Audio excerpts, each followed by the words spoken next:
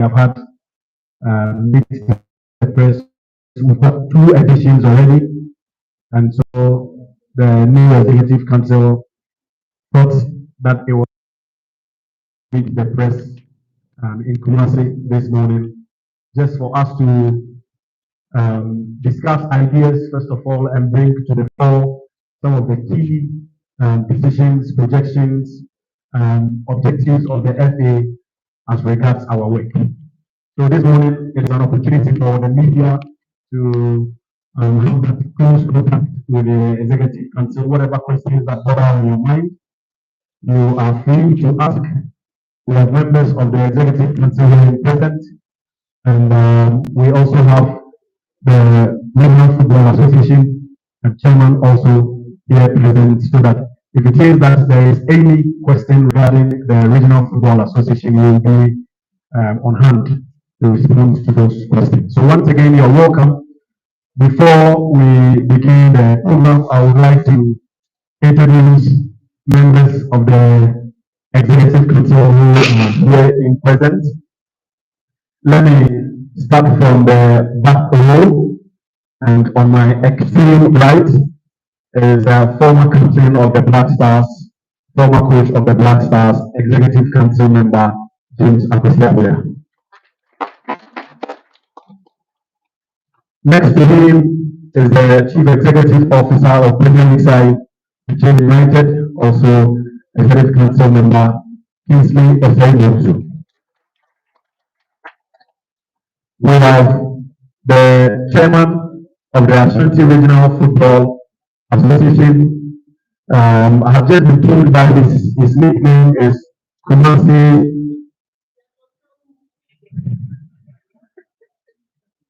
Ahmad Ahmad. Okay, so his name is Osei Tujanjuma. Please let's acknowledge him. Properly known as Okoro. Next to him, we have the chairman of the Greater Accra Regional Football Association, who is also serving on the executive council now, ladies and gentlemen, Samuel Akwesi. Next to him is yes, one of the new kids on the block, and his name is Eugene executive council member. We also have the man who has just qualified for the Women's World Cup with the Black Princesses, ladies and gentlemen. Frederick Achimbu, honorable. Okay, so ladies and gentlemen, for Achimbu, another executive council member.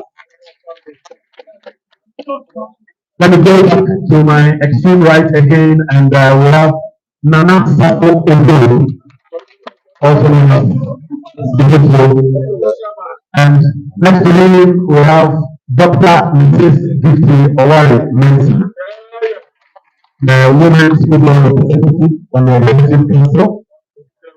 We have the Vice President of the Ghana Football Association, the President of the Ghana Football Association, Okraku, Executive Council member indeed, hold the record as the first council member to win a trophy for this administration.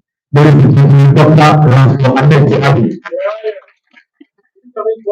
Next to him is the General Secretary of the Appiah Council member Alhaji Appiah Dan Hassan. Appiah, also known as Alhaji Naji, chairman of the Northern Regional Football Association, and finally, we have the General Secretary of the Football Association, Prosper House Nado. So, ladies and gentlemen, at this point, I'll call on the President of the Football Association, Mr. Okraku, to give us the opening remarks.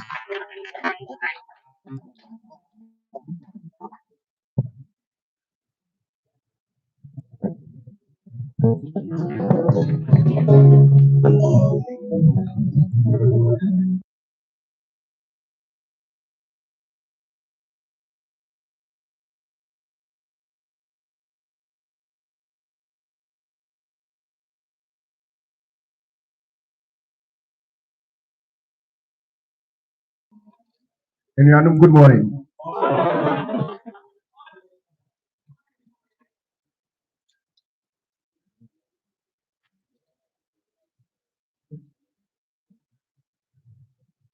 Appiah Stephen. Good morning, oh. Biabo Boke. Ede Yamiasi. Ede Yamiasi. Vice President of the FA, Mr. Ado. Colleagues on the executive committee of your own football association. Our hardworking General Secretary, Lawyer Mr. Ado. Our newly and freshly appointed Technical Director of the Football Association, Professor Binta.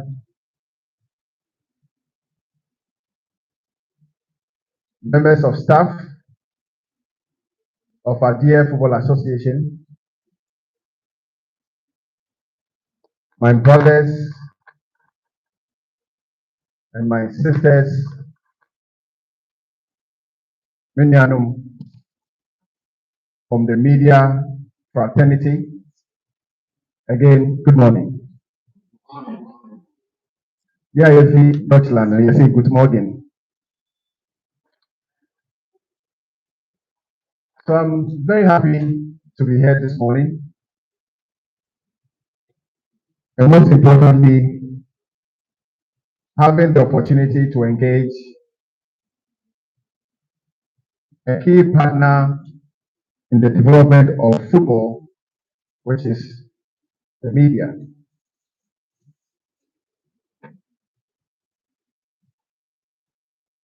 Just continuing from what Henry Asante said, we had our last elective congress in Tamale on the 5th of October,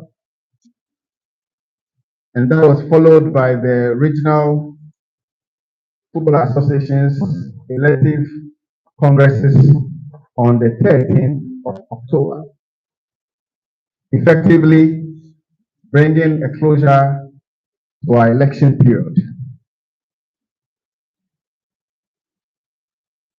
At our very maiden meeting, if I remember, one of the foremost decisions we took as new leaders of our FA is to reintroduce the Meet the Press series that was also introduced during our first term as one of our key media engaging strategies. Of course, that platform or this platform is to offer a key partner, that is the media, a chance to ask questions and for us also to tell our story about the journey we embarked on the 5th of October in Tamale. This press engagement here today will not be the first and will not be the last time the ESCO that you are so much supportive of will be meeting the media. This key strategy will be replicated in as many regions as possible in course of our tenure as leaders or as servants of football. Indeed, soon after the elections, we would have loved to have met the media to speak about our new ideas, our new plans, and our strategies towards the development of football. Unfortunately, other but very important assignments took all of us away.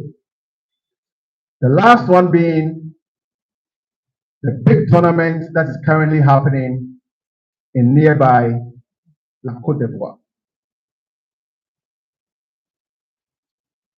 Ghana was represented by our beloved Black Stars. The happenings during the tournament has not been what we as Ghanaians would have loved to see. As servants of football, we've never been happy about how our team, our beloved Black Stars, performed. As an FA,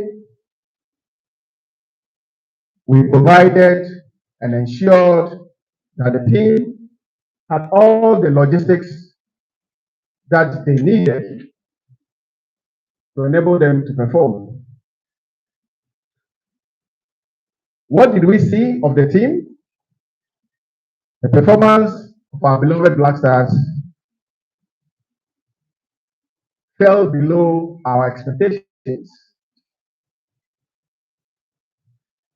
Whether they did okay or not, all of us here, from the ESCO to each one of you, saw the performance of the team either on your screens or at the various stadia that the team played.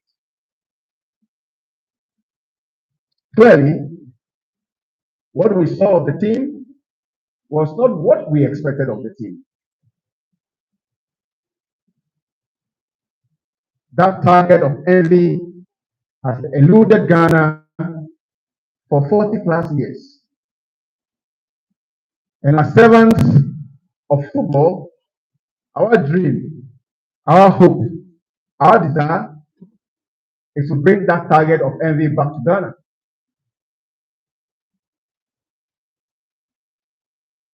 It didn't work out. The period between our last game against Mozambique and today have been a reflective period for us. Time for us to think through decisions that were taken, whether management decisions, technical decisions, any decision that has been taken. The period, or it has been a period for us to reflect on our work as a team, to reflect on what policies can help us to bring back the love for our sport. It has been a reflective period that has allowed us, again, the chance as servants of football to be very, very decisive and to take far-reaching decisions that will strategically impact positively on the game that is beyond a game. Football is the sport that unites our country, Ghana. It is the sport that has brought me and you together. It is the sport that brings people with very, very different religious and political beliefs together. Indeed, during the short campaign in Abidjan, I had a chance to welcome politicians from all sides of the political divide. During that period, our dear country stood still. We stopped all that we wanted to do to watch our Black Stars. This is football. The desire of your FA is to deliver football to the best of our ability, to entertain our people, to bring glory to our motherland and to bring hope to the youth of our dear country. For which reason, this reflective period has offered me and you the chance to rethink, re-strategize, and to stay strong as a family in our similar determination to fix football. Fixing our football will not take the work of only your executive committee or your Ghana Football Association.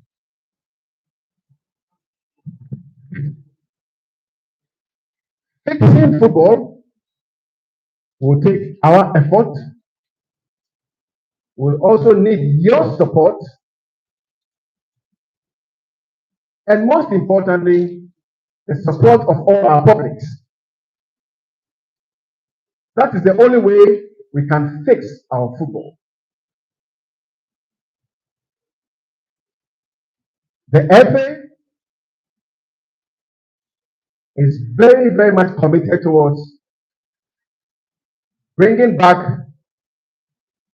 our lost glory, bringing back the passion of our people, and bringing back the love for our beloved sport called football.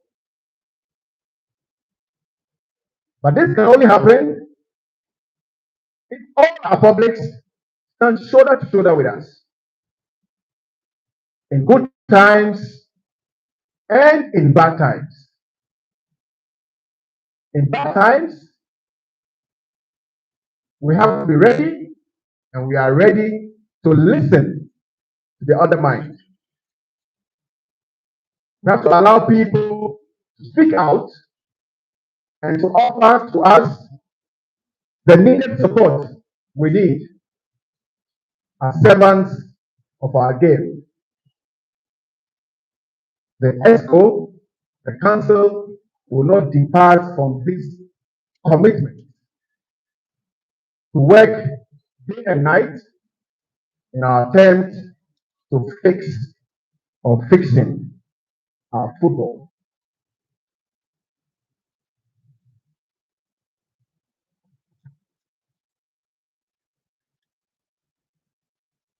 So we saw our Black Stars in Abidjan.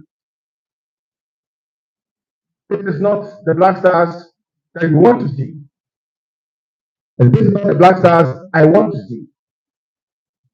I want to see our Black Stars and all our national teams and all our league clubs play good football and win games. But how can this be done? How can we deliver this? Of course, the process includes what we are going through today to allow our publics to engage and share ideas, to have feedback on how we feel and how we think, and to ensure that we are ready to bring on board new ideas, new strategies that will enable us to bring back the love for football. We are very clear as servants of the game that the only way to achieve our dreams is to continue, first of all, being honest to ourselves and to our publics, and to continue in the way that we have already started by investing from the very basics of our game, the top level of our game. If we want our Black Queens to be successful, if we want our princesses to be successful, If we want our futsal football to be successful, if we want our black talent to be successful, the journey starts from the very foundation of football. And that is why, over time, we have brought back coast football to lovers of coast in this country. When I go through the streets of Ghana sometimes, and I hear people speak about, coast football way, coast football view, then it tells me that I'm not communicating well enough to our public. Currently, coast football is being played in all our 10 football regions. In every region of this country, coast football is being played.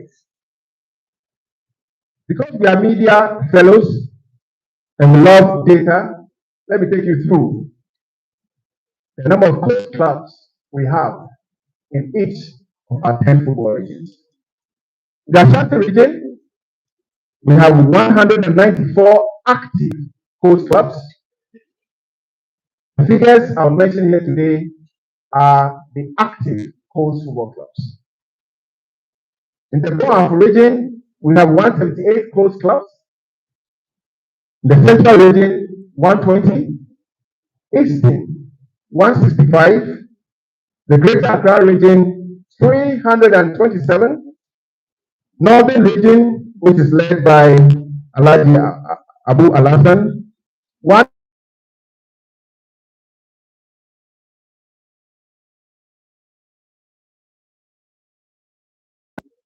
Delta region, 156. And Western region, 298.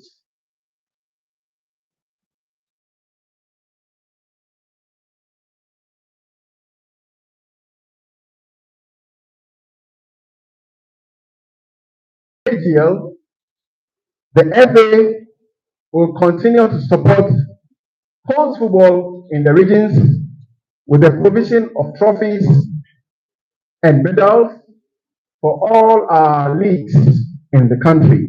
Indeed, just last week, our RFAs received the allocations for this year. The FA has invested 100,000 US dollars into the purchase of footballs for our coast clubs. Our strategy to invest more into not only footballs, but goals, bibs, and other accessories for our coast clubs will continue as we journey along. Indeed, to support the work of our RFAs, we introduced a yearly subvention of 120,000 Ghana cedis each to our 10 RFAs to support their work. This work also affects coast football. And in the next few weeks, we will also continue investing in our RFAs with the purchase and supply, obviously, of 10 pickups to support their work. Again, to ensure that our national teams continue to perform, whether from the U15 level to the A national team level, we need to continue our investments into grassroots football. I have just spoken about coast football.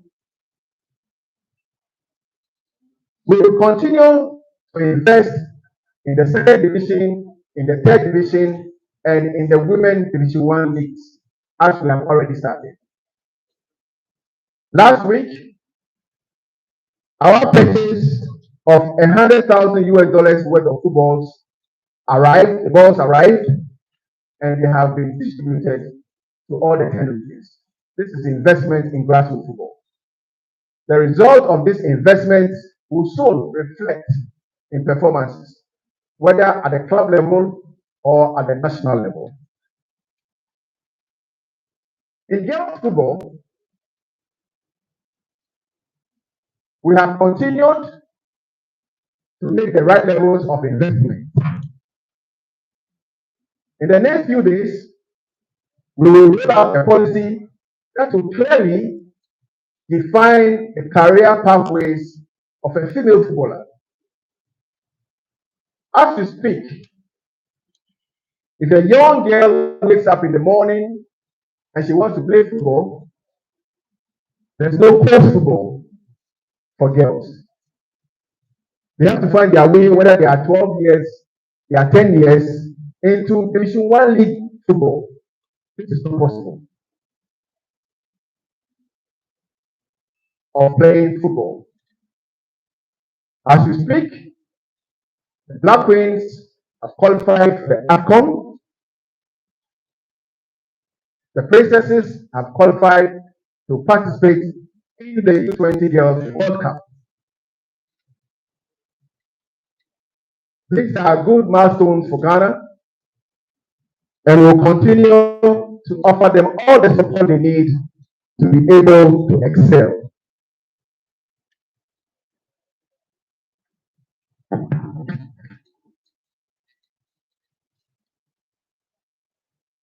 I've been talking about women's football, and you will agree with me that the female sport is on the rise. And it is on the rise because we have been very careful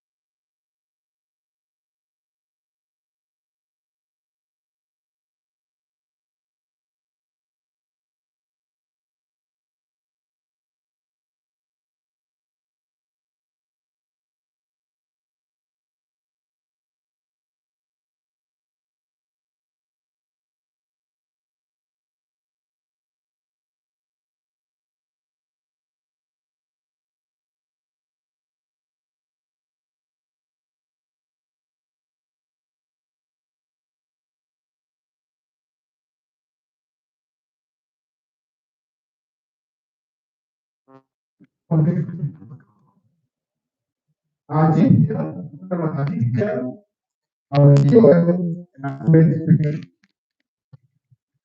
will continue to look for more investment in these top three leagues.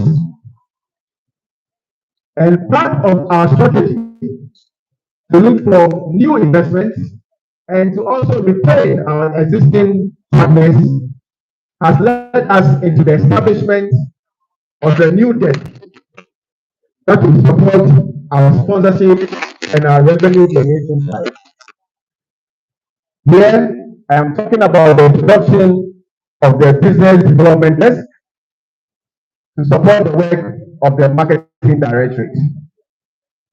The agenda is to look for more businesses for the GPL, for the DOL, and for the Women's Premier League. Plus, to ensure that we retain the existing partners that we already have. These are the pragmatic steps or strategic steps your FA has taken to ensure that there's more investment in the domestic league that will lead to improvement in performances, more quality players being produced, and obviously better players being picked for our national team engagements. The FA also identified a big problem with our clubs,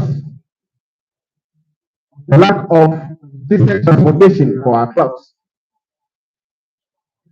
And I'm very sure that you do remember our promise to invest in 30 buses for our clubs.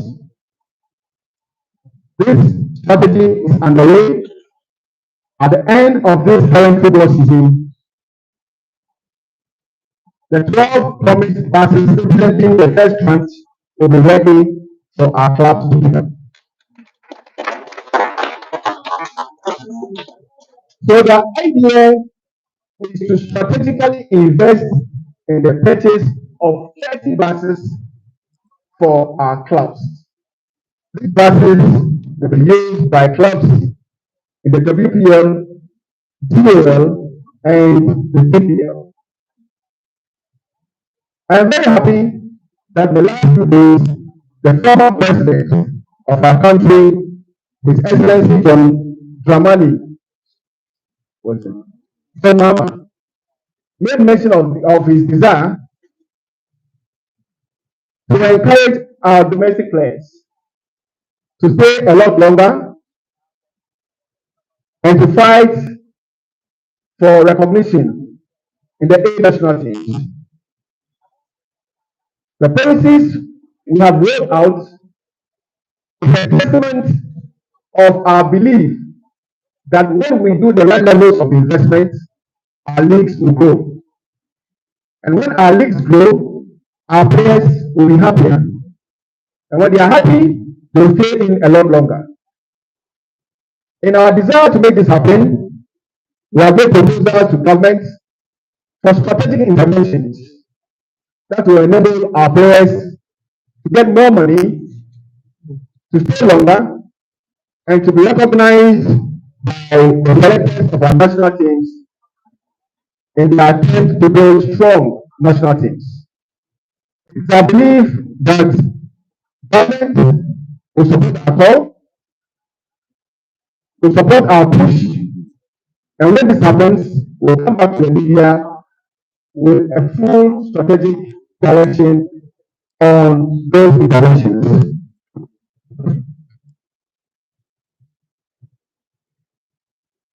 Let me come back to national teams again. Again, if our Black Stars will be strong, it must start from the grassroots, just like I have mentioned. It must start not only with the investments that we are talking about, or that we have spoken about, but also the career pathways for the players. When we speak about national teams, we want to talk about talent identification. How have we identified talents that will play at the U15 level, U20 level, and up to the Black Stars level? We realize that there's a need for a big shift at the way talents are identified. As we speak, working closely with FIFA, we have established a talent identification program that is funded by FIFA.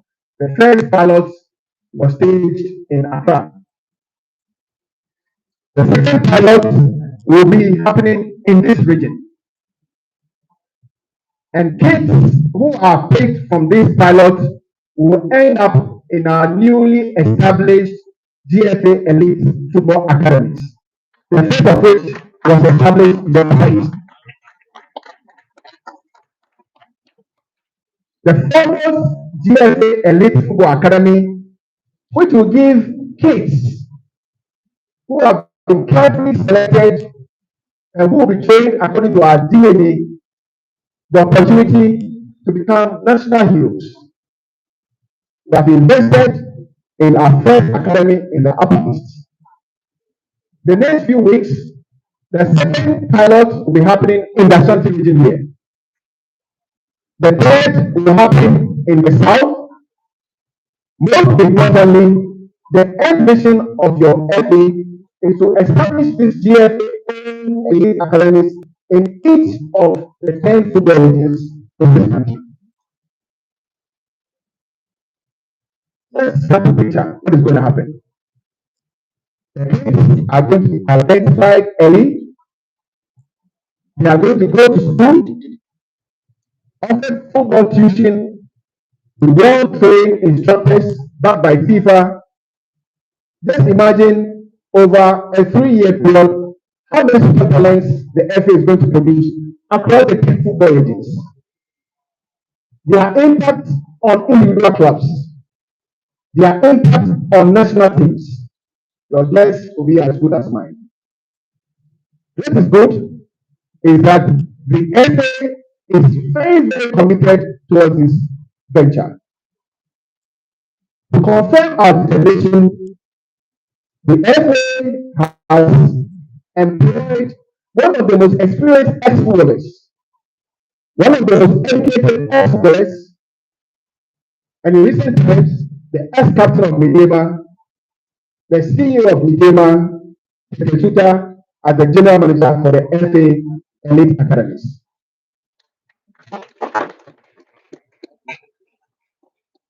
Again, to help us identify talents at the right ages, at the right time, the Technical Directorate has identified 5 scouts in each of our 10 regions. These 5 scouts have been trained by the Technical Directorate and they have been scouting players for our U15 and our U20 national teams. The first batch of talent that were scouted by these scouts trained by our Technical Directorate were the players that represented Ghana in the international friendly tournament in Serbia. The 2020 starlets that were led by Larry Kingston. So you can see clearly, my colleague, that we have gone, we have stopped, or we have changed the way we scout for our national teams. Now the players are scouted early through the talent identification program. Will be enlisted into the boarding schools. The top ones will find themselves into the national teams. The same scouts going into the schools, going into the districts to scout for the super talents for our national U15 and U17 national teams. Over time, we are going to deploy same scouts to also perform same responsibility for our domestic national team, which is the Black Classes. Gradually, we are making progress. These steps need patience. These steps need time. During this period, we'll have good times. During the same period, we'll have bad times. But when indeed we do have bad times, we need to remember and to ask ourselves whether we are the right way or not. Whether we are taking the right steps or not. In my opinion, the answer is yes. Given that all of us are here today, we are taking the right steps step by step. But briefly, glories don't come overnight. It is patience, it is patience, and it is the support of everybody. Health education and refereeing are two very, very important need areas in our football ecosystem. I remember in the Congress in Kumasi, we spoke about our committed investments in these two need areas, refereeing and coach education. Dr. is here. He led the coach education campaign, and well over 3,000 Ghanaians have either license D up to license B. Is that correct? Prior to this period, the last time we had the chance to train our coaches was way back in 2016-2017. So you could see clearly that we had a big gap. And it will only take continuous investment in coaching to bring the level of coaching to the times of Ike Afanis, Usam Belus, and the rest of the big boys who have departed this world. Again, we took 7 of our coaches who work in the women's sports, the attachments in Europe, in Holland, and in Germany. We will continue in investing in our coaches. Indeed, we have also selected, we have currently selected 16 of our lead coaches who would, and indeed have already started specialized training to ensure that we improve on their capacity. Now, when we give them knowledge, they bring the knowledge to our domestic leagues. Our domestic leagues will improve, our national teams will improve. Refereeing, like we all know, has been a big challenge. It has been a big challenge. We introduced the cardinal refereeing policy. As we speak now, over 2,000 young boys and girls have been trained.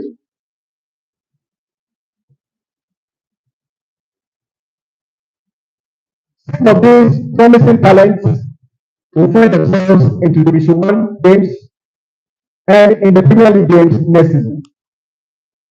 Indeed, our first 5 professional referees will come from the team beginning of the next football season.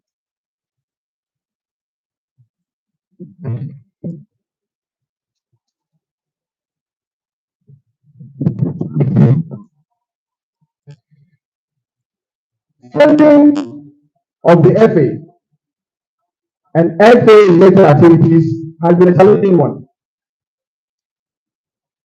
The FA has received support from FIFA, like we all know, and like we've always declared at Congress. The FA has received support from CAF, and the FA, through our own means, via the marketing department, have also sourced some partnerships from corporate grants. At all times, we have rendered accounts of our stewardship to our football authority at our annual Congress. The FA's accounts are regularly audited by a reputable auditing firm in under and under. That's correct. Piccadilly, under and under. Every fund that we have received from FIFA are controlled by FIFA and are audited in our own ways by FIFA. In fact, if you do receive $1 and you don't properly account for it, you will not receive the next dollar. Currently, we are undergoing what we call the FIFA Central Review, which is the auditing by FIFA. Since we took office, the FA has never failed in any of the FIFA Central Review. We should be happy about this. Infrastructure has always been a problem. It is a problem. It is a challenge to us as a football family. It is also a challenge to the National Sports Authority as the body that are responsible for the maintenance of our football infrastructure. Currently, we all know the situation where we find ourselves. On our part, we will continue to make our investments as much as we can into football. We know about our investments in the construction of the first FIFA AstroTurf in the Upper East region. That cost the FA 742,000 US dollars. Currently, every Division 2 league game, every Women's Division 1 league game, and all juvenile football are honored on that AstroTurf in Upper East. We have our property in Pam. We have awarded the contract for the construction or erection of floodlights. On the AstroTurf that we have, the construction of the floodlights will start the next few days. That is being funded by FIFA, and that will allow our coaches and our players to also train in the evenings. It will also give opportunities to our clubs who compete in Africa, especially those who have their games being played in the evenings, the chance also to go to Bam and to fully access the facility. We are continuing our investment in the construction of the Appiah pitch. When that is completed, we will be available to our league clubs to play their league games in Bam. As we speak, there are no league centers in Greater Accra, and we are very much committed towards fixing this problem. And soon, that facility will be ready for usage by our clubs who play in the Premier League and in the Division 1 League. We also have the clearance to invest in a 40-bed accommodation in Pam. Construction will start soon. It will also include a multi-game gymnasium, a swimming pool, and a medical center to service our footballers and our athletes who use our Pam Technical Center. Indeed, the entire land space will be fenced very soon. Work is going to start very soon, and I mean this year.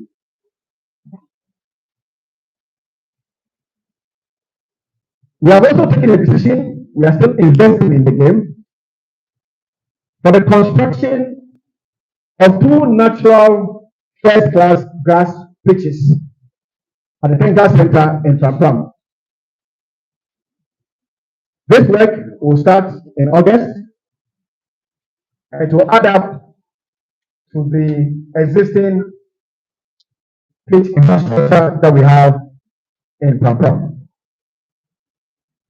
I'm always looking at the better pitch.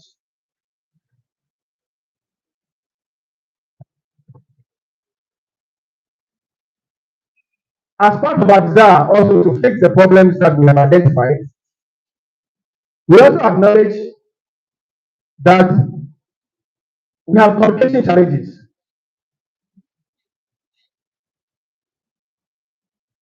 And one of the steps to fix those challenges is the platform we have here today.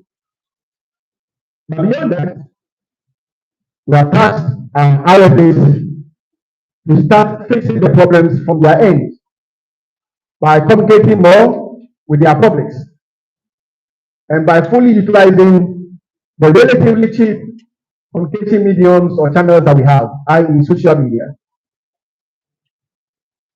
At the club level, we also have challenges, and the competitions department, working with the competitions department, are working closely with our clubs in the GPL, the WPL, and the DOL to also open up a lot more to our media friends to access information. At the national level, we will enhance the work and the skill set that we have at the communications department. You will soon see some major changes.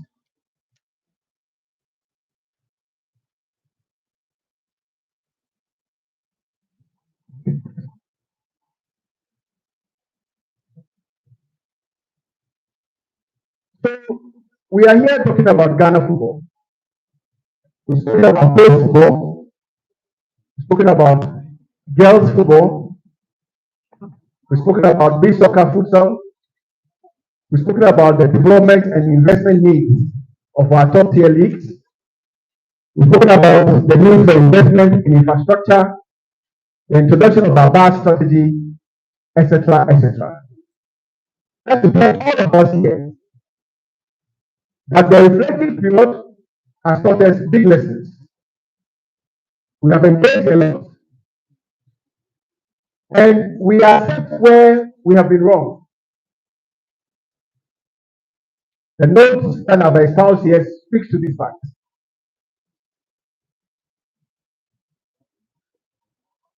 The reflective period has also emboldened us to take very, very decisive decisions that would ensure, to quote the words of the Speaker of Parliament, the Black Stars and our national teams must rise from the ashes of setbacks. And we are very committed towards this. What we have said here, the testament of our commitment was fixing the problems. I know all of us love our Black Stars, and our Black Stars players who love all of us.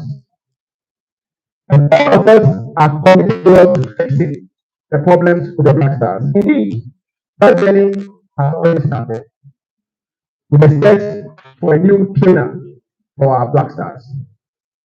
When we find the new trainer, it is our collective decision and determination to stay for a long haul with a new set of trainers for our Black Stars and for all our national teams.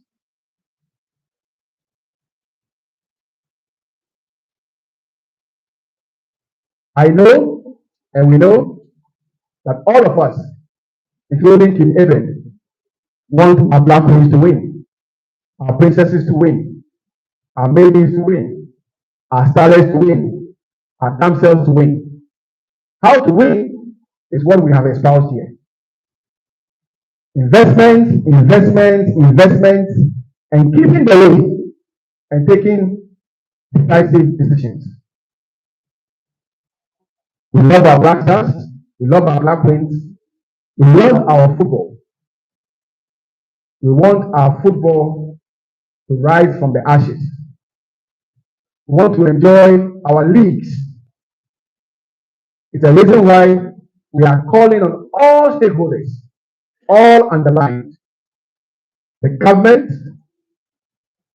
the government, the government, the media, our clubs, to join hands on this journey. We, as servants, cannot do this alone. We need you, and we need you more than you ever think. If we kill our players when things go bad, we are able to find the players. That's why I always said that in good times and in bad times, let's stay with our players. And let's leave those decisive but important decisions to the technical team to take. We can build this football industry with your support. We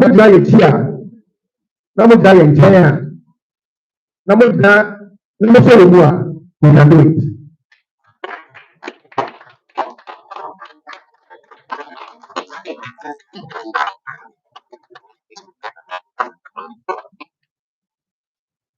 I know, and we know this will take time,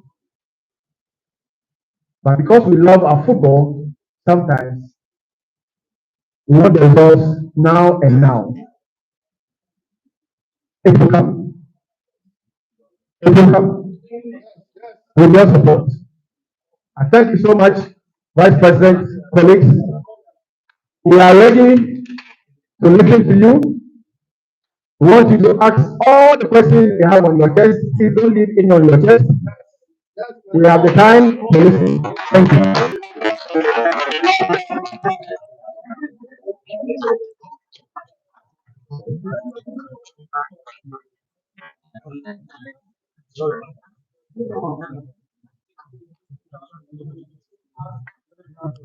Thank you very much, President, guests, and senior officer colleagues.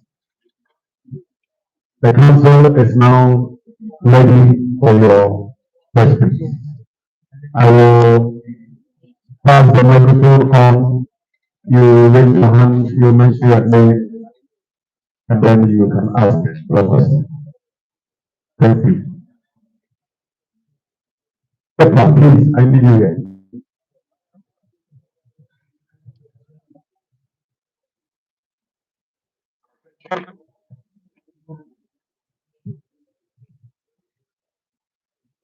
Right. So I think I'll start the ball rolling with the first question.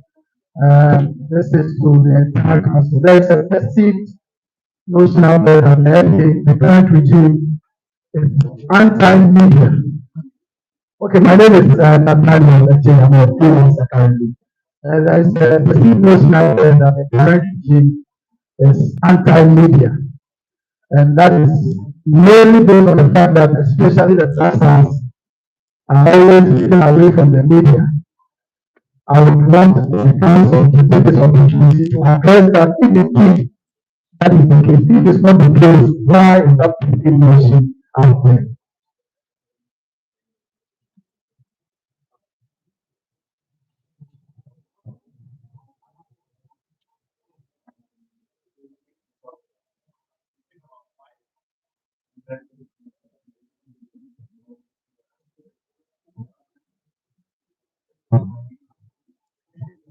All right. My name is William Elbansinkum from Media General. My question has to do with the budget. The budget, you understand, some $8.5 million was raised for the AFCON campaign. And I mean, some of your critics have even had cause to compare the Ghanaian budget to that of Nigeria, which we understand was $1.3 million. Namibia, we understand, was some $1.1 million. I stand corrected. Why the printing $8.5 million? And of course, I also want to follow up with this. The ranking member on the Foreign Affairs Committee, Okujetua Blakwa, who has been releasing series of files and what have you, has also suggested that he and together with other colleagues of his will file a motion to group the $8.5 million budget. So I just want to get your reaction on these developments.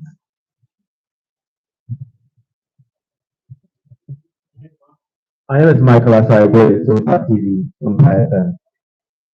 President, there was a scrimmage in Ivory Coast in the aftermath of Ghana versus Mozambique involving journalists. It eventually led to a tirade where some journalists verbally abused the coach and some of the players. I want to know your take on that. And the second one goes to Madam Gifty.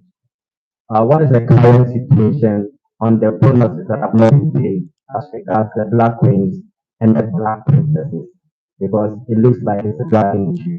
And why is it that with their bonuses and normally delayed and is not paid swiftly as compared to the Black Stars? Thank you. Thank you very much. My name is Eugene Kwame from Appiah. I'd like to know from the committee that after the election, there was a coach, coach was not elected to the council. The committee is formed to select and choose a coach for the senior national team that who was excluded. So I want to know the reason behind the exclusion from the committee. Thank you.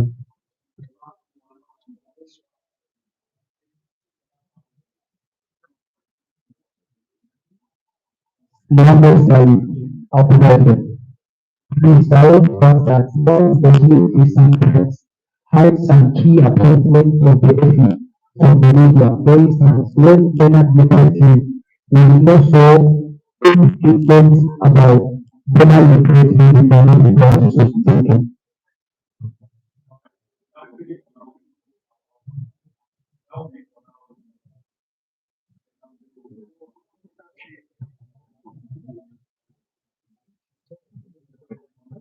Okay, so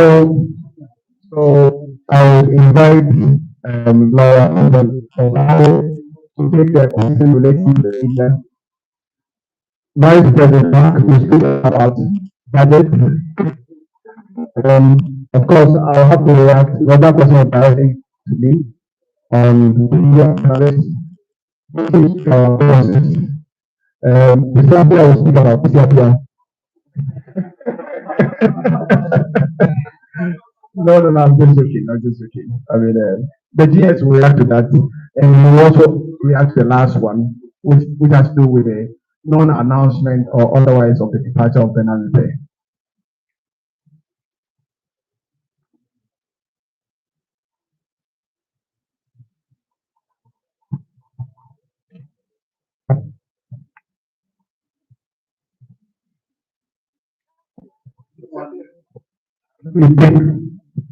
Let me take the last one, Bernard effect. If you check with the GFA website, you will know that the story was posted. We cannot check. Please just Google, you will see the story. It is there. We publish that he has finished his tenure with us and listed some of the achievements that Chuck during his stay as the technical director of the Ghana Football Association. So it was published. Thank you. Now on media, FAB being media friendly or not, this FA has been more media friendly than ever. Myself, a media person, the president, a media person. In fact, there are more media persons on the school today than ever. Your own colleague, Honorable Achi, a media person. If you look at the work we do from the GPL, the WPL, the DOL, you will notice that we brought the concept of the venue media officers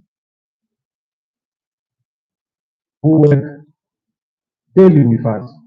So there are more media people working with the FA now. Again, engagements with the media, we've had the engagement swag, we've had engagements here, we've had trainings here. Now to zero in on the Black Stars. When we go to tournaments, there are rules. You take a World Cup, there are rules that when you break, we pay fines. So when the guidelines are given to us, we will guide our media accordingly. As we progress, we can have a media day where we can host our media. So it's not true that we do not engage when the national teams are playing. The thing is that we have to organize it within the rules of the competition.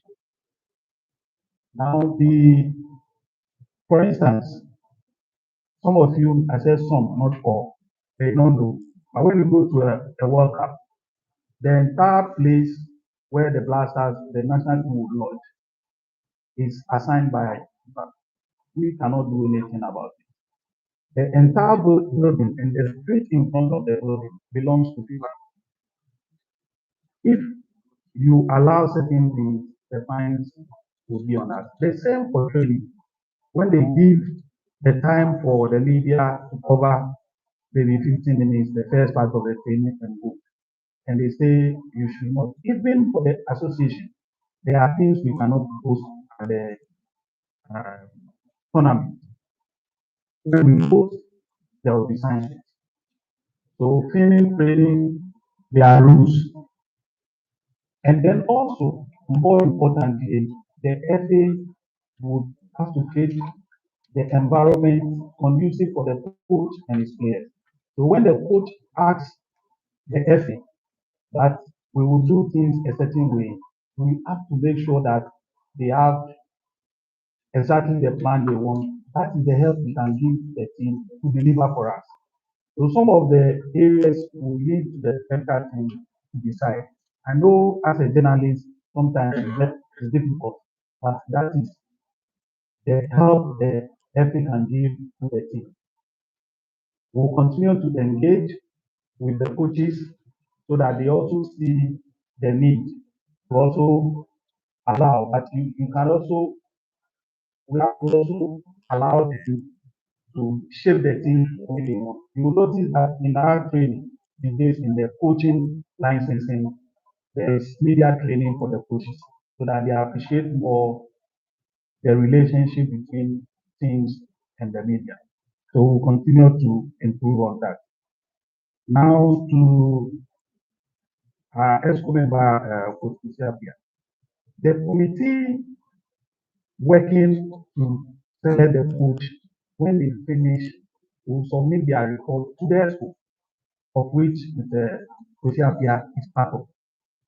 You would notice his current situation, he said that he cannot appoint him to be on the forefront in terms of the committee, but he will definitely be part of the deliberations and the decision making as an ESCO member, because per our regulation, it is the ESCO that makes the decision. And if you look at the publication said the committee will submit their report to the ESCO before a decision is taken.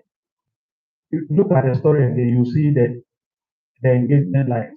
Committee does its work, there's an engagement with a key stakeholder as government, and then the ESCO takes a decision. So in that decision making, all the deliberations are here go to board. Thank you very much.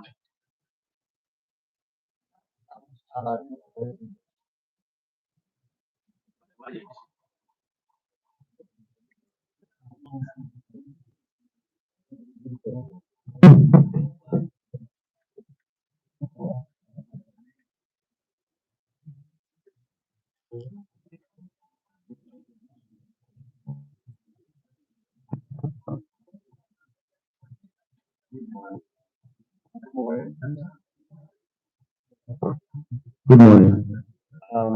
As regarding the budget, I know this has been a topical point in the media, and also I think there's always been a lot of misconception about how budgets are prepared for the national schools. Okay, so let me go through some of the process, and then I'll address the question in that context. Usually the budgets are prepared at the FA. So these are indicative. So, based on historical reference, for example, in this scenario when the Black Stars were preparing to go to the tournament, some of the key variables that goes into the preparation will be buying tickets for the players. From most of the players are coming offshore. So when the coach indicated earlier that the tournament, the training tour will be in Johannesburg, you make the assumption that all the players will be flying. Some will fly to Ghana because they are on break, and then you buy them tickets from Ghana to Johannesburg. Some will fly maybe directly from their where they are based to Johannesburg. So in that scenario, that is part of the major cost. And then you also have to factor in that if they were flying from Johannesburg to the tournament, that will also be a chartered flight. Chartered flights are very expensive for that matter. And then you factor in where they'll be based in terms of the hotel, transportation, feeding, the medical logistics, everything that bonuses. And bonuses are the biggest part of the whole budget. About 70% of the budget is mainly bonuses. So that is only one component of the budget that is being built. And then you build on Update 5 to Abidjan. The fee camp covers a portion of the stay. I think it's about 40, but beyond 40, and the contingent is about 70, relatively about 70 in all. So that additional numbers also have to be covered in terms of their stay, their feeding, transportation. It all has to be covered as well. And then it's you build on a model as on the basis that game one, game two, game three, there are bonus components that comes with qualification. When they qualify, this is how much they make. And you also build you build as if you're going there to win the tournament. So everything is built on the assumption that after the qualification, the next round 16, 18, quarterfinals, semifinals, and finals. This is presented because you don't want to be in a situation when you are in the middle of competition and you are calling uh, the Minister of Schools away the middle plan. So you have to be totally prepared in that area. So that's how it's done. You build from ground zero all the way to the top. That's what it's all indicated of what we think is going to happen. And what we can think is scrutinized with the discount of ministry, scrutinized and when completed, we present it. So that is our job. Once that is done, as the actual money which gets approved, as to the actual amount that is actually spent, the FA has no input in that. The FA does not receive any money from the ministry as to specifically to spend on any item. As a matter of fact, the ministry has an accountant, a placeholder, who is embedded in the team. So every particular expenditure is equal to this, and you also check on the budget. This is there, this is not there, this is there. So the perception that the ministry has spent 8.5 million. I mean, that's a perception. The actual money they spent, honestly, I don't think anybody in the FA knew. It was really advanced from our group stage. So I think it is very important to understand that from the FA perspective, once we've heard what we think is going to happen and present it to the ministry, the onus is on the ministry as to how and where what is approved. We have no idea. Okay, so let's separate the two.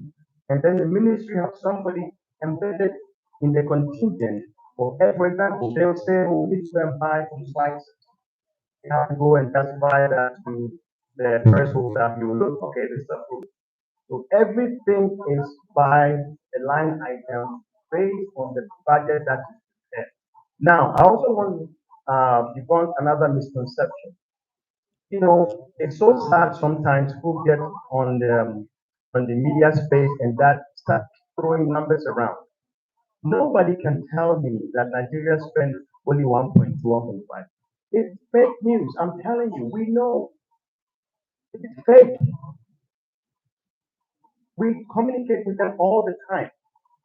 All the numbers that they are throwing about, they can say it on board and they make it seem like it is so justifiable.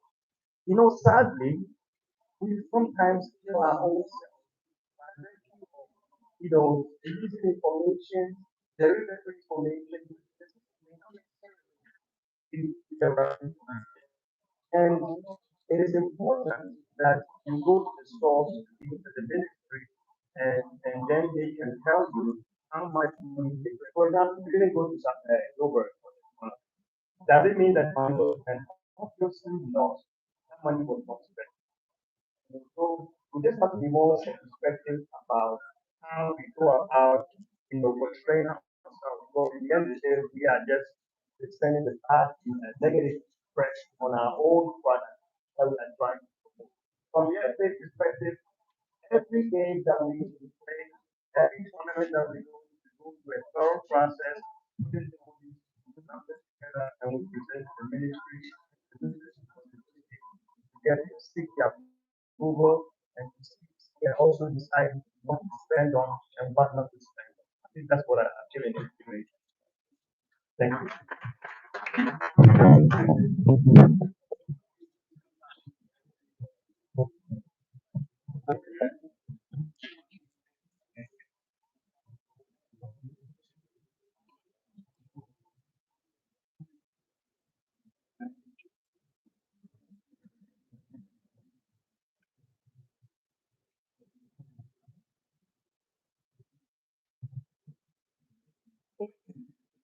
True. Both black queens and both black queens and princesses have not received a bonus. And after meetings with the ministry has promised that for black queens, before we go for our march with Zambia, they're going to receive all our bonuses. And for princesses, they have an all African game to go for. And then they'll receive all bonuses for that. So very soon all bonuses will be paid. And none will be owed again. I would have to still let the ministry answer that. Because the payments are done by the ministry, not by the Thank you.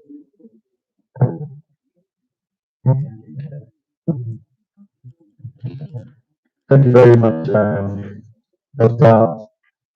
Your mention. So the next part of questions. Okay, they are here.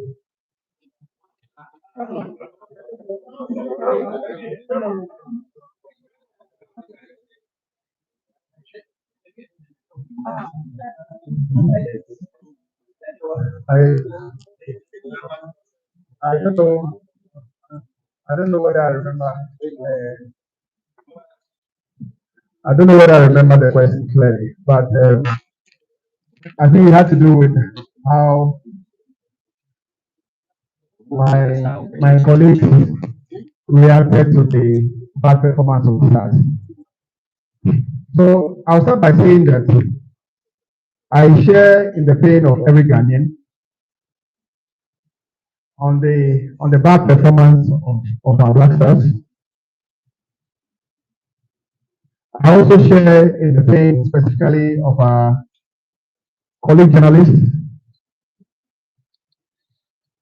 who were disappointed about the fact that their lifespan in Abidjan was cut short because the Black Stars have come home. But I do not share the act of booing our players. As a journalist, I have been trained to protect and to report on my national team.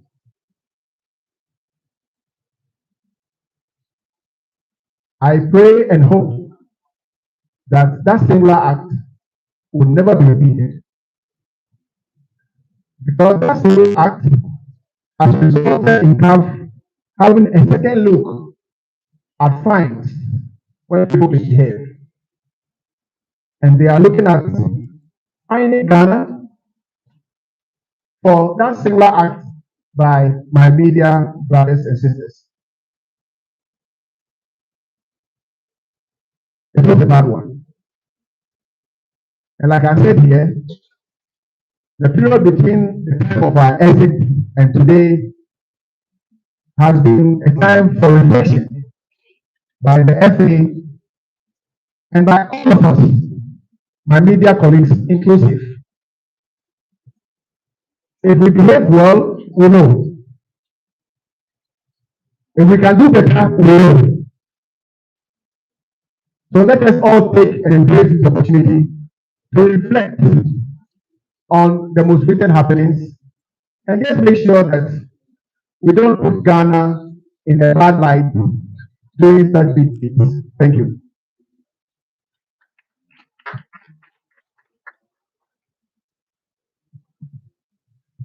Okay, thank you. The next batch of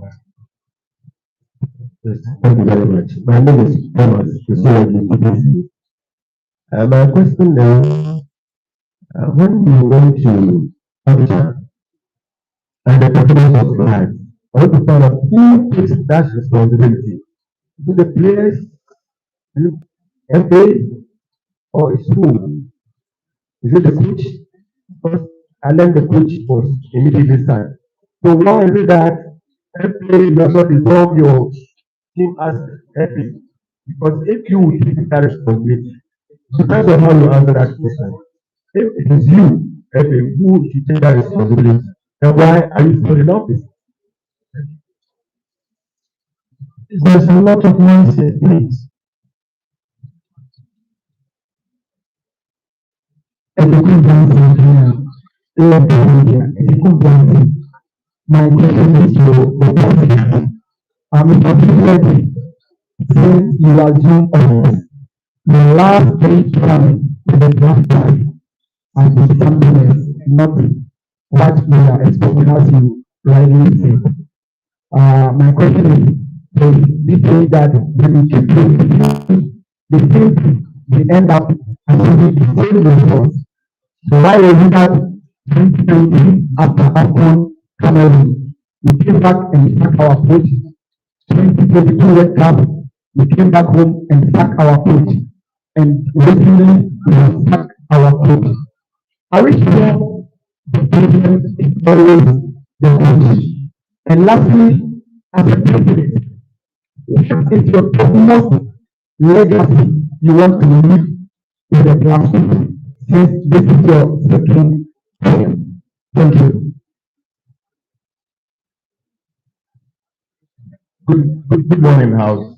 My name is Raphael, a freelancer, and I work with New Mercury FM. To the ESCO members, last time we went to Cameroon, and when we returned back from Cameroon, we observed or we saw that the technical team as well as the team manager were all sacked. We moved on to another AFCON. We couldn't perform. We came back, as my brother said, we sacked our coach. But you not heard of the state of the team manager. We want to know, in as much as we went to Cameroon, the team manager then was sacked. What about this time to be get eliminated out of the group? But we don't know the state of our team manager. Will he be maintained? And if you be maintained, what are the reasons that you be maintained? Thank you. Please, colleagues, let's go straight to the point so that we can take as many questions as possible. Thank you very much. All right, thank you very much. My name is Fernando with Multimedia Limited. My question is to the Okraku, and I'm glad the General Secretary mentioned the fact that we got a lot of top journalists on the responsibility, more than ever. And I know the General Secretary will not do the exception and all this. The company is made of Appiah and the correct journalists when the Black Stars of Ghana went away to the university to appointed us. And in Ivory Coast, we also saw video of somebody who was linked to the harassment journalists. And when we were taking that information, we saw another person in the video that person also belonging to the same president. Basically, showing the things of that. And I say that the president is not right, and if he's wrong, what steps is he taking to address the issue? And I think that there was a conversation about this. Thank you. Okay, so the fifth one, and then we will pause and take the answers. This is a very comfortable being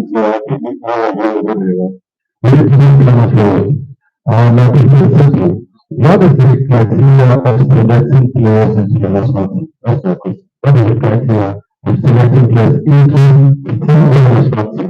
And going forward, I'm going to outline in a way I don't know what that is. Let's see what we do next. Thank you. So, colleagues, we will take the answers and then we'll come back later for more questions. Mr. President.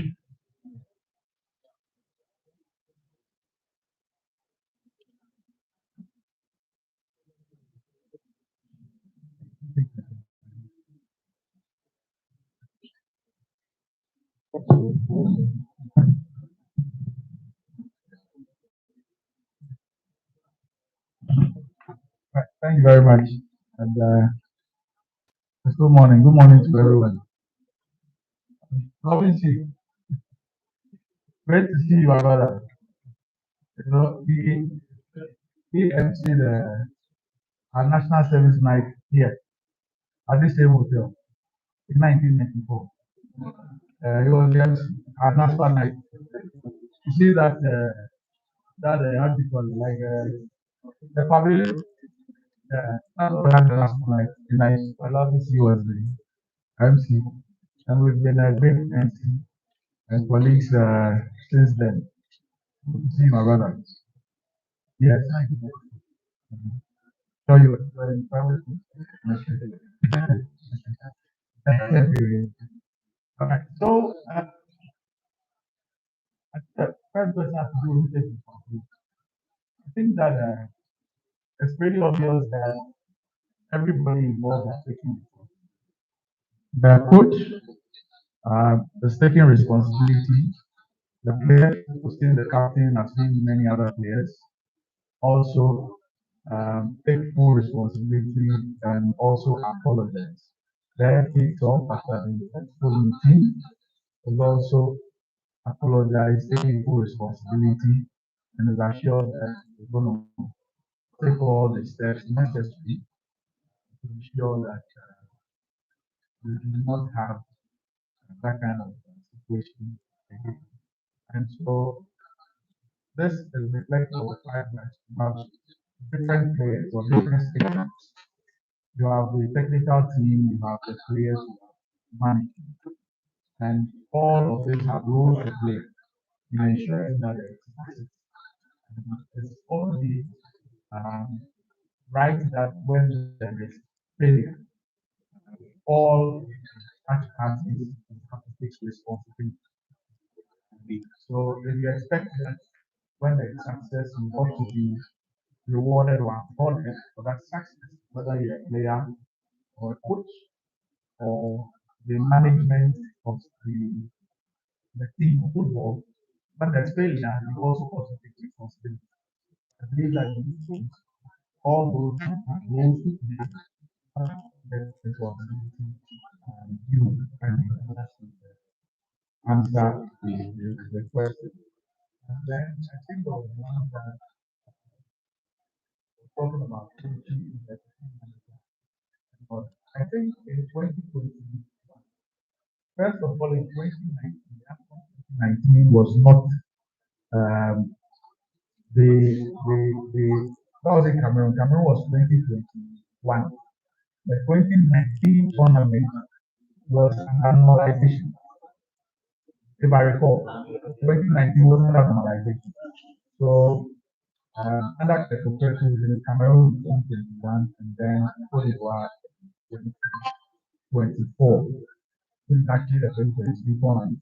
Now after 2021, we realized that it was a technical team, and what people even forget is that the management committee was also dissolved. And sometimes I see a mix between management committee and EXCO. The EXCO members have been elected by the GFA Congress and the different constituencies in the FA for a term of office. That is completely different from the management committee of the national. And if you look at the management committee of the national team, you will find at most one EXCO member, one normal. In extreme cases, two, but it's only one. So if you take the Black Stars management committee, for example, in 2021, it was headed by Dr. Martin. The other members, Mr. Fred Papo, Sami, yes. In 2021, because if you check out the membership at Akwesi, all of them, you realize that it is only George Amwako, the chair, who was an ESCO member. If you look at the current the Black Stars National Commission in charge after the Cameroon 2021, you realize that it's the vice president, Mr. Makari, who chairs that committee. He's the only ESCO member on that management committee. All the others are non-ESCO members. But I see that we tend to mix or confuse the two. You have your ESCO, they have been elected, they have a term of office, and then you have the specific management committees for the national team. Now, Cote d'Ivoire has come, we're taking steps. The announcement was about the technical team, the dissolution of the technical team. The dissolution of the technical team. The technical team includes everybody so defined in the technical team. And so I don't see this thing about in Cameroon, a particular officer was sacked and the other. It was a dissolution of the team. Sometimes when you have the reconstitution of the team, whether it is management, whether it's technical, there might be reasons why one or two people who were in the previous team will still be in a new team. There could be those reasons. But the truth of the matter is that I don't want us to get the impression that somebody was handpicked previously and sacked, and now there is a new development and somebody who holds that same position is still intact. There was a dissolution of a technical team. There's a dissolution of a technical team today. What the composition of the next technical team for the Black Stars will be, I don't know. I'm sure when we get there, we'll deal with it. Thank you very much.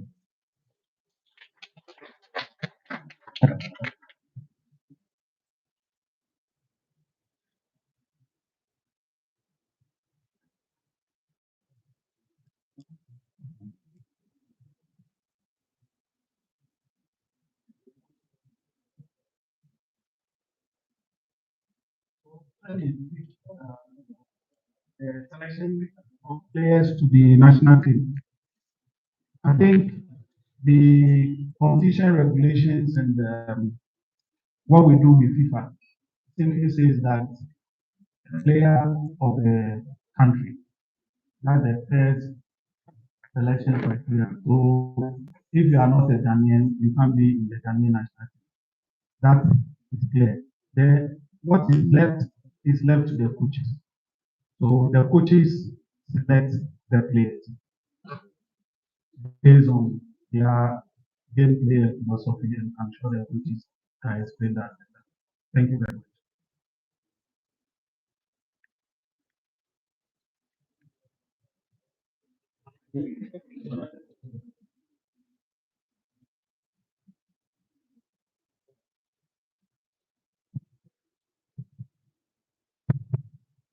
All right, so again, if I remember the question clearly, it has to do with some few incidents that has involved some of our friends in the media. So generally, the executive council is the appointing authority for everybody and anybody that works or represents the Ghana Football Association. People are appointed by the executive committee to perform specific duties. And when such persons are appointed by the executive committee, of which I am a member, they are expected to follow the responsibilities that have been assigned to them to the fullest. It's unfortunate that some few incidents has happened that involve some of our brothers. I will not want to go into specific details about how incident A happened or incident B happened. It's also important, like I said from the beginning of this session, that we as individuals and as a family must be honest in what we do and what we say. So, for example, if Okraku or if the arrangements are that as per the call of the technical team of the Black Stars, training is supposed to be held behind closed doors. And Kurt is a journalist, and because I know somebody, I find my way into the territory that you're supposed to be there, you will definitely be asked to go out. Sometimes we don't take it, we are not happy with it. But it's not Okraku's creation. The security guard has to follow the demands either of the team or of the technical team. And when it is that we don't have to veer into certain areas, please, let's respect it. So that you'll be able to work in a serene atmosphere. The players will be able to work in a serene atmosphere. We respect all media men. I'm still a media person because none of you can take away my certificate from this of journalism. And I still inspire a lot of the younger folks. Let's learn and let's work together. This is the way. Thank you.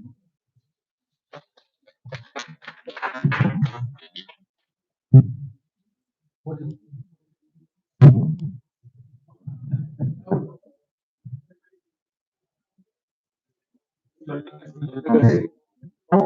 I want to read the welcome.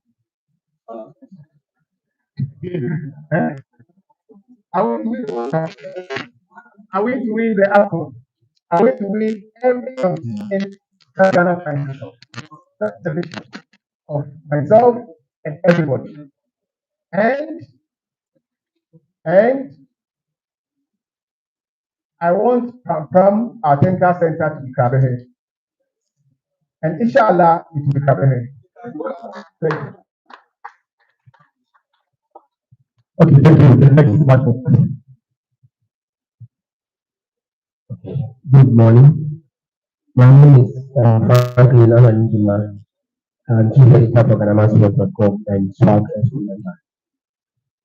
My first is to do with commendation to the GFA and the Executive Council when it comes to women's football. To me, women's football has seen a progress. We've now seen the Black Queens qualifying for the first time in so many years to the women's AFCON. So it's a plus in the GFA, and I would like to commend you on that. Our basic problem is to do with the football when it comes to men. When the president was talking, he made mention of the referees and coaching. My question is it true we are still on referees only the coaches when it comes to the under 17 to under 20 Black Stars is exclusive? And the other thing I would like to know is when it comes to the players who were top two coming to for the Black Stars like Salisu and Binyaki, what is the assessment of these players in the national team? We've seen them at the 2020 World Cup, we've seen them at the 2023 AFCON. What is the assessment of these players? Was it worth going to talk to them to come and play for the national team? And the last thing is to do with their youth. Does the FA have any influence on their youth? There the controversy of bringing the national team and then in the legal circles or religion. Does the FA have any influence from the youth? Thank you very much. My name is David. I'm at James.com. Mr. President, I'm happy with the news of the training sponsorship in the Premier League and other ministry of the Ghana Football Association. I want to ask this question. I knew the president is coverage of the Ghana by start time. And also, I want to know, is it that the association uses its resources to hire additional cameramen to cover the things which are not live on TV when there is an existing contract between the Ghana Football Association and StarTime? And I also want to know, on 23 August 2021, the FA announced a 4-year deal with DPP Adori Limited to provide big panels and other advertising boards to all the centers, and it never happened. It only happened at the Appiah Sports Stadium, where the DPP big panels were seen. All the centers, nothing was seen from DPP. I want to know what actually happened to that contract because ahead of the 2023 World Cup, we saw BBC displaying the blasters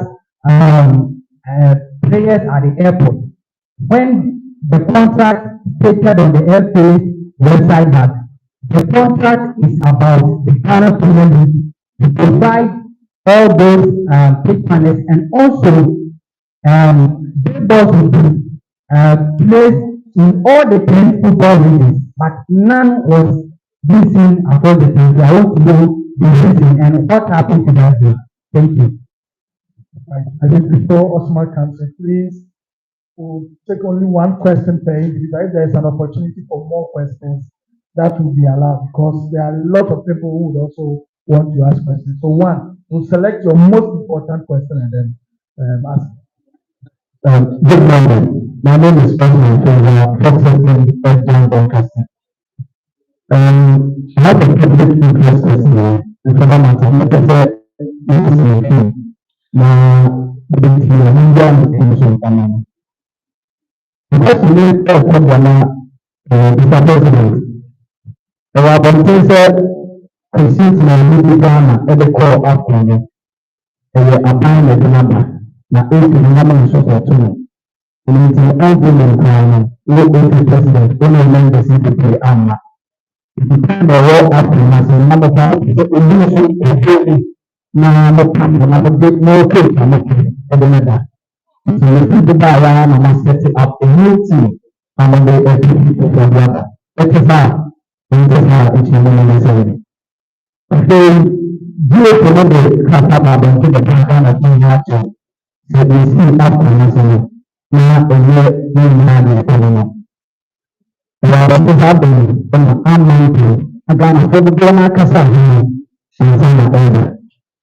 Now, the Casa said, until the Ghana Casa, that plan, understand us if you can, and the assistant Kaka. Now, if you look at I said, maybe announcement in the book was the engine we have for that. If you maybe no earth also we are the American Indian. It is open and a experimental as to getting a new foundation for the Ghana. Thank you. Thank you very much, Mr. Chairman. There is, from my observation, a direct correlation between how nations use the FIFA forward money and the kind of development that happens in their football or that happens within the game. Since 2016, about $8.6 million has been assessed by Appiah.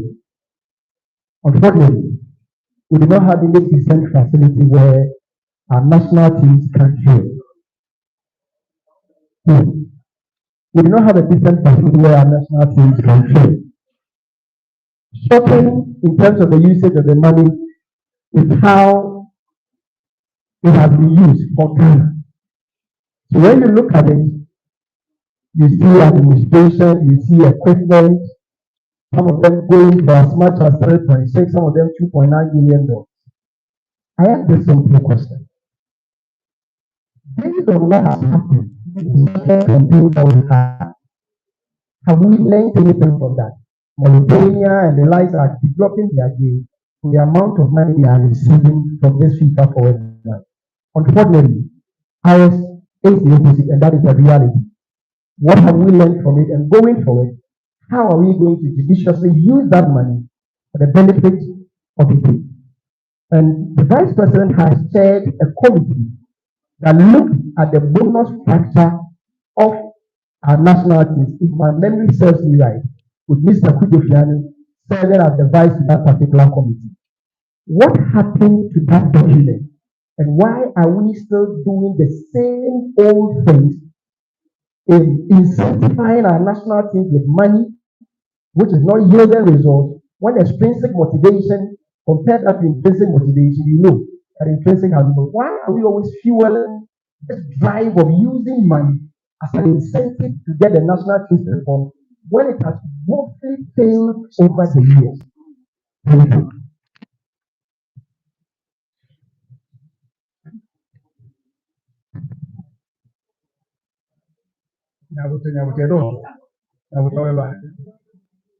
So I am I'm very happy, especially when people people ask questions on the forward scheme. It's very important we all pay attention and listen. Before I answer the question, it is very, very important as practitioners of journalism to also go deep beyond the ordinary to know the truth. This is very important. It's part of our responsibility as a journalist. So it is also not good when we preach what we think is right, but which is not the truth. In my attempt to seek the mandate of the football family, I studied the forward program. So I'm proud to say that I'm one of the people who is very, very invested in the forward program. It is the reason why today our country is able to access funds from the forward program. Let us not forget that the forward program, to use my own adjectives again, is distinctively distinct from the Go project. Let us not confuse. We here came to office on October 25, 2019, and not in 2016. So it will also be wrong for anybody to start saying that the FA has received 8 million, 9 million. I have not received 8 million, 9 million for oil. This must be made clear. In fact, when we assumed office, we had lost the opportunity to access FIFA for 1.3. We had lost it because the forward program has regulations and is time bound. When the cycle is gone, it's gone. Until Obi Council will say this FASRT said or accessive forward funding from 2016, tell the fellow it is not true. It is not true. This FA came into office on October 25, 2019. Now, member specifics. FAs, which is member association, which is football association, in every country must identify the needs of the industry and meet the application requirements, which is carefully set up by FIFA to be able to access forward funding. And therefore, let's get the understanding right. It's also wrong for you to think ahead or to think that you can think ahead of the ESCO and those of us who are taking decisions on our planning. As I stood here in the morning, I spoke clearly about specific FIFA forward projects that are due to start in August. It's a 4-year term. We have to plan over 4 years and ensure that we go according to our plan. I can't run the race according to what Nigeria is running in this race. I can't run the race according to what Zimbabwe is running, or Mauritius. When Mauritius started accessing forward funding, Ghana was not accessing forward funding. Let's get the understanding clear.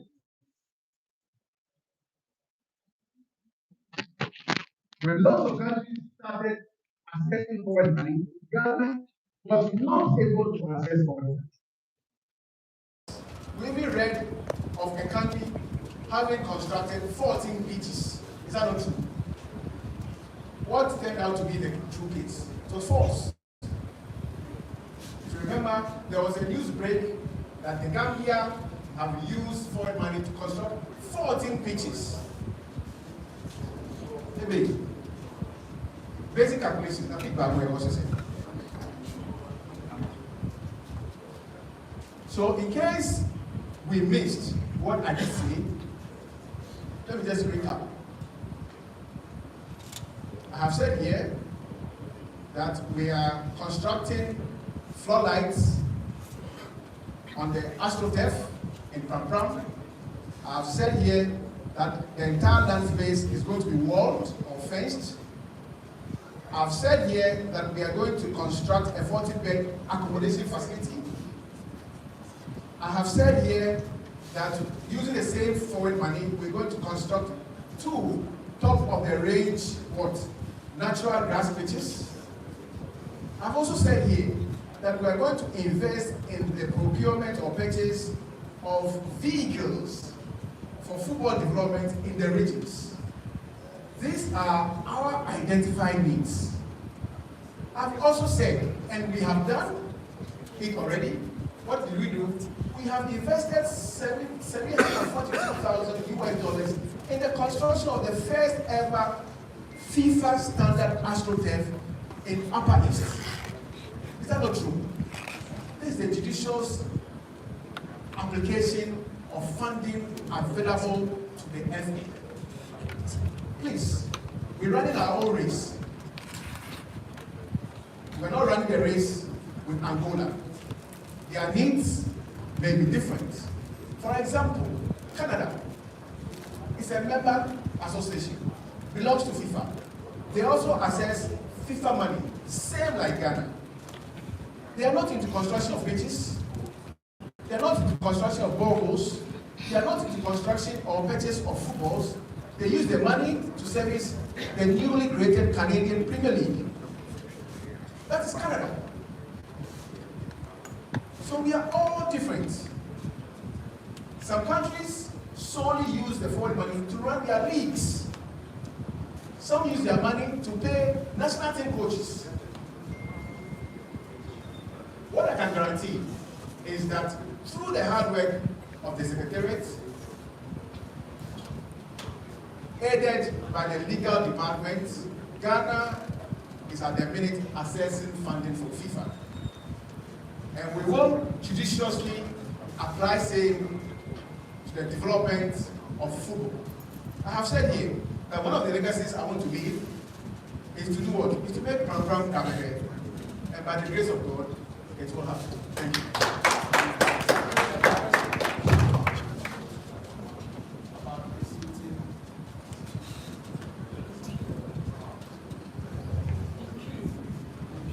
Okay, so 777.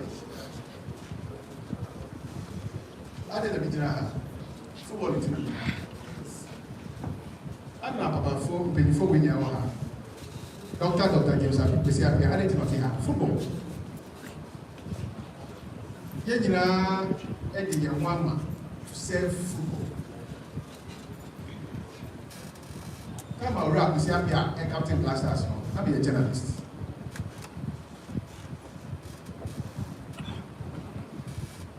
One more winning after my in 1982, and then you refer to them as the legends, the heroes. 7-7. Yeah, it's a hero. You're back glory. More back glory. It's shared, you may see the first major trophy they win here, the Okraku team, U20. They qualify for U20 World Cup. They win Africa, U20.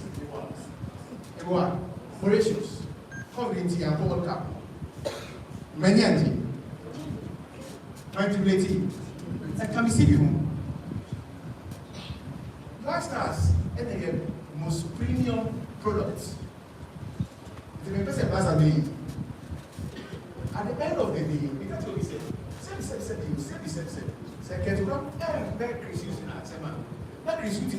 every day, man. Get ready. Get ready. Fancy me, Fancy. Now every game, Christian by we winning. She say, I say, I can be I can watch them. Semi-finals. And then but the truth of the matter is, you know you have a TV and the Asian poor. The blasters make a way. To be time with success. And I've had and blessed to have worked and to have known a lot of big coaches. Thank God.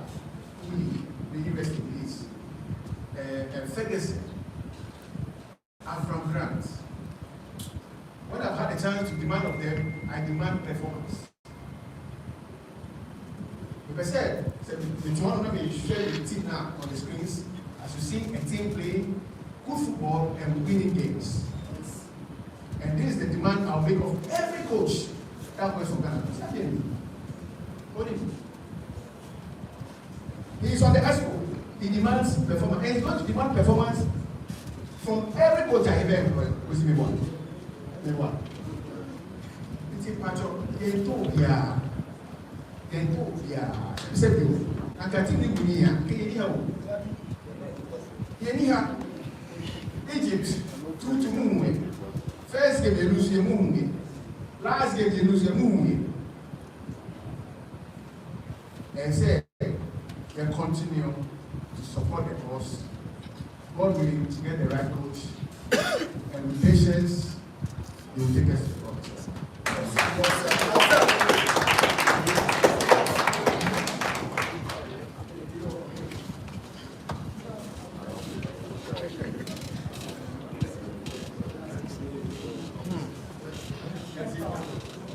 Okay, so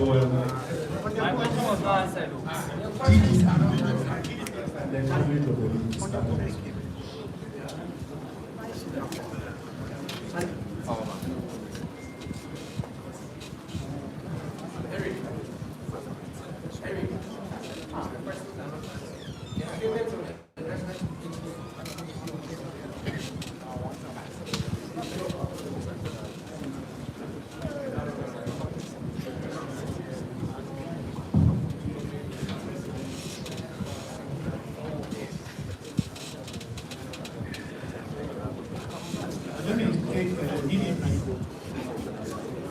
We had a partnership with DDP, and like you said, the intention was to support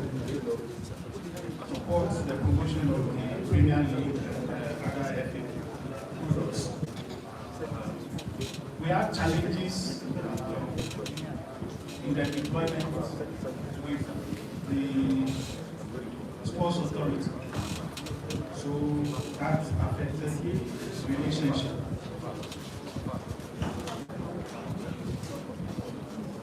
Now, the next one is Appiah. Of course, the ESCO had a meeting, and then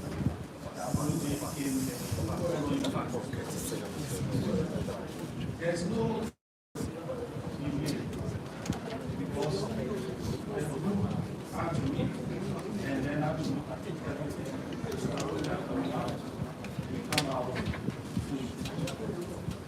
And so there was no we had to meet, and then the meeting was we had to take a reflection and everything.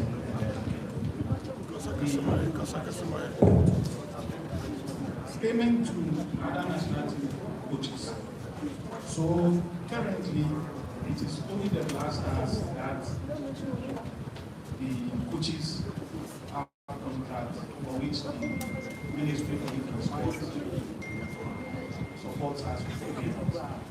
The other coaches are not on contract, they are on when they pay the allowances and bonuses that are given is what they are on. What we've done as a FA on a few occasions when we are able to create resources is to support those coaches with allowances, some allowances. The idea which we worked toward was to have all the coaches currently we still engaging with the ministry to bring this to fruition. We've had a lot of deliberations on this one.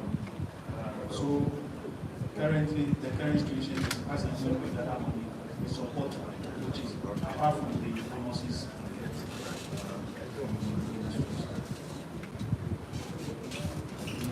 Another one has to do with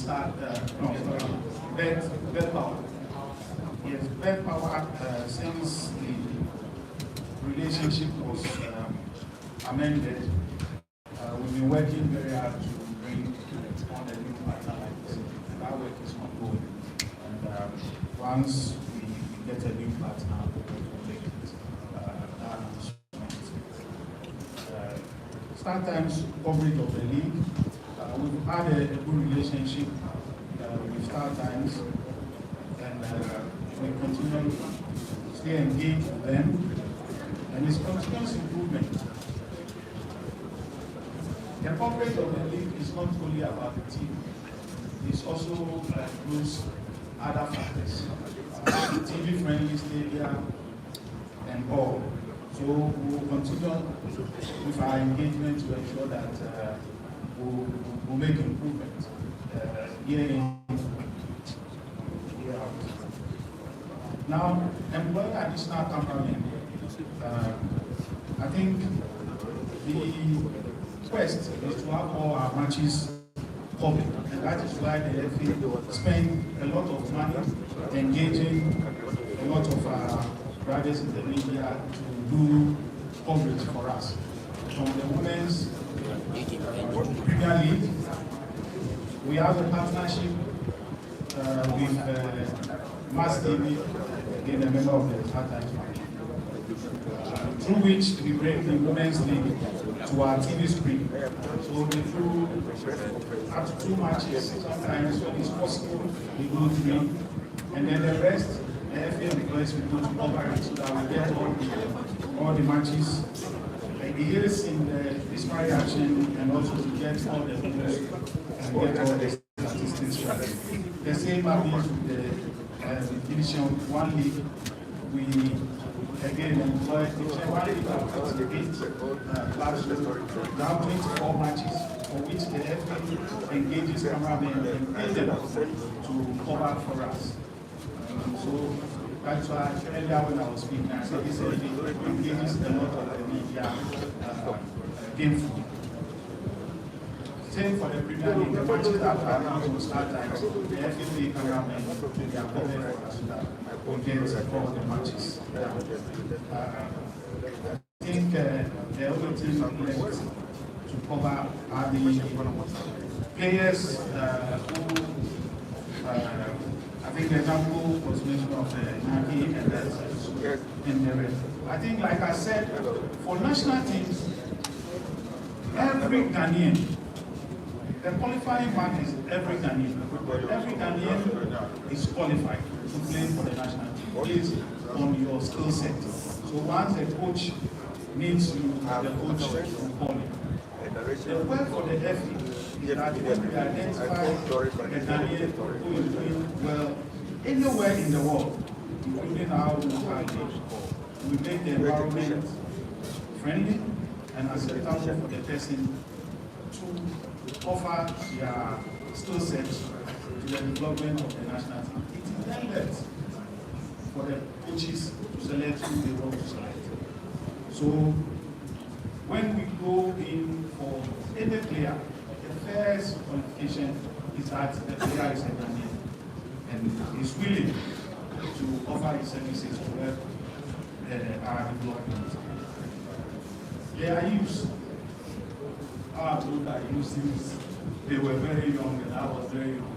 As a young journalist, they are Ghanaians and they have a skill set that they are willing to offer for the national team. Again, it's left to the coaches to determine. And I'll take this opportunity to plead with all of us. There are times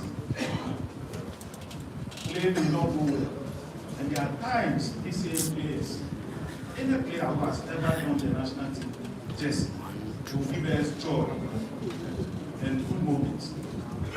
I agree that we become very measured in our critique for these players. Because guess what? If we are playing football tomorrow, we will need players. The coach will need players. It is the way, the manner we treat these players that will make them offer their services to the national team. I dare say that if we are not careful, there will be time everybody will be willing to come and go at us. And you agree with me that we need players to play for us, especially when our players are playing at the very highest level. So there is no player who has any influence on anybody. But the coaches will determine the players who fit their game plan to play for us. Thank you.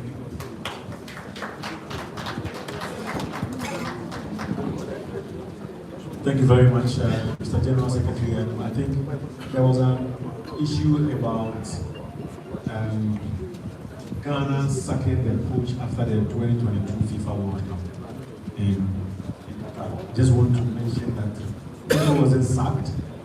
He decided to walk when his contract ended after the tournament. So just for clarity's sake, I just want to check that so that we will. And then also those of you at the back, please, we came here to listen to the Executive Council, and especially regarding issues bothering on your mind. So when they are talking and you are also speaking at the back, you are able to understand the things they are saying. So please, let's be attentive as they answer the questions. We will take our last 2 batches. So we have 10 questions and then we will wrap up. Thank you. So the next round of questions. My name is Dr. Benson. I'm already going to go behind. Let me start by encouraging you the hard work of Mr. Kex, Okraku, and the Football Association. On your good works of facing the fundamentals, and again ask about the current state of the ownership of the football. And then again ask you if the Football Association will consider appointing a deputy communication director to represent. Because it looks like the workload on him is too much, so that he hardly get time, or he hardly get time for some of us. He hardly get time to make our calls, sometimes respond, our questions and everything. So, as I said, if the Football Association will consider appointing a deputy communication officer, because the sports ministry currently are 2 communication officers. The presidency also have 2 communication officers. And the big Football Association like the TFA is having only 1 communication director officer. But to me, I think, it makes the work to be too difficult for we as sports journalists. I want to know if everyone consider appointing a deputy representative.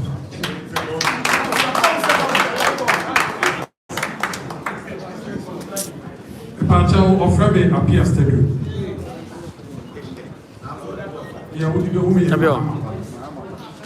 This is President Departure, all the person sorry, program here, heart of football. Once again, Canada will watch our stadium. And what we are politician, maybe Bama Party, watch my stadium. Yeah, football, one, the table support right now. The president, the football, one. I had no one, I can say, what you're going to feel. Football, not that they get. See, big ball, it's not going to be a those and those the one. Now, the question is, Mr. President, don't even have a gift in the paper, your public TV, MP, Achi. Oh, seconds, I'm following in African football. Open the open is who may be as a second day when the oil will make my content. If you go back, you can form a GFA president now, you quality of the was putting in the way they are moving at Tiasi. said, your tournament, near we have Yaba, near baby, you know, we have a good team. And we have been an Anaboba, and we have never seen to be in the other idea. A pedicure shoe from us, I catch the name. Yes, my name is Mohammed from Coco, my first question is a follow-up question for the Vice President, Mr. Alu.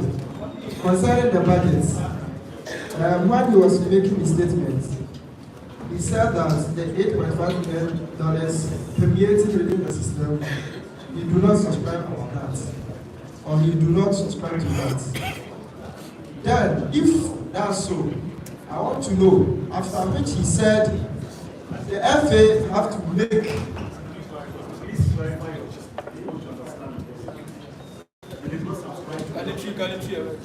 like he said, the $8.5 million, it is within the system of which people are saying it. It's like people are saying it. But you don't know the actual. He doesn't know how much the actual amount that has been spent. But yeah, sorry for that. But he made mention of the FA have to prepare budgets and send it to the ministry for approval. And I want to know how much the FA budgeted and presented to the ministry. That's my first question. That's the follow-up question.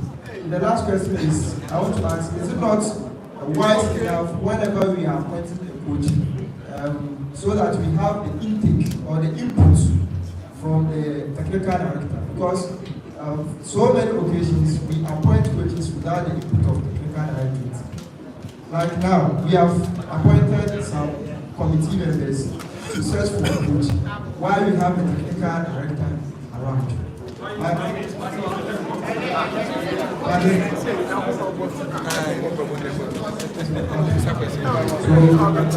Thank